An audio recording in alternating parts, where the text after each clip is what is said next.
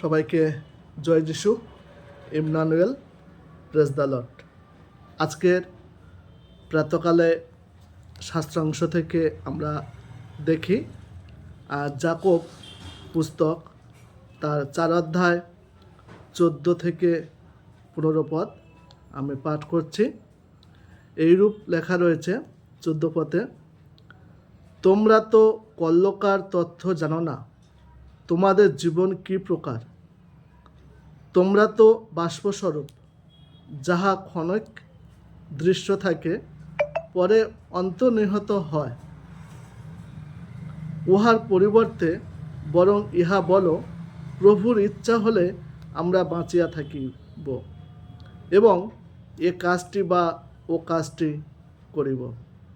এই বাক্য থেকে যদি আমরা দেখি যে ঈশ্বর কোনো কিছু বিস্মৃত করেন না, সব কিছু একটা পরিকল্পনা অনুযায়ী চলছে।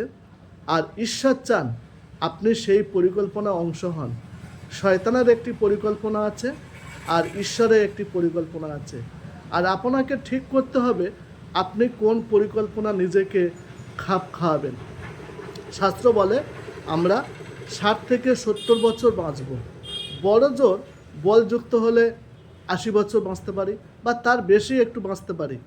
ভাবুন, প্রথম আপনার 15 বছর কাটে শৈশব এবং কৈশোরের অবস্থা, 20 বছর কাটে ঘুমিয়ে, আর শেষের 5 বছর শারীরিক সমৃদ্ধা। এছাড়া প্রাপ্ত বয়স্ক হিসাবে একমাত্র 30 বছর আমরা খাওয়া দাওয়া ইত্যাদি সময় ব্যয় করি। তা কমে হয়তো 15 বছর কমে আসে। আর আপনি ধরে নিন 7 বছর যদি আপনি টিভি, মোবাইল ইত্যাদি দেখে যদি সময় নষ্ট করেন, তাহলে 15 বছর নেমে আসবে। আর আপনি ধরে নিন 7 বছর টিভি দেখে আপনি সময় কাটাচ্ছেন, আর অবশিষ্ট থাকে 7 থেকে 8 বছর। তাহলে আমাদের সময় অত্যন্ত সংক্ষিপ্ত। তাহলে আমরা কোন সময় আমরা ঈশ্বরের রাজ্য বিস্তার করব?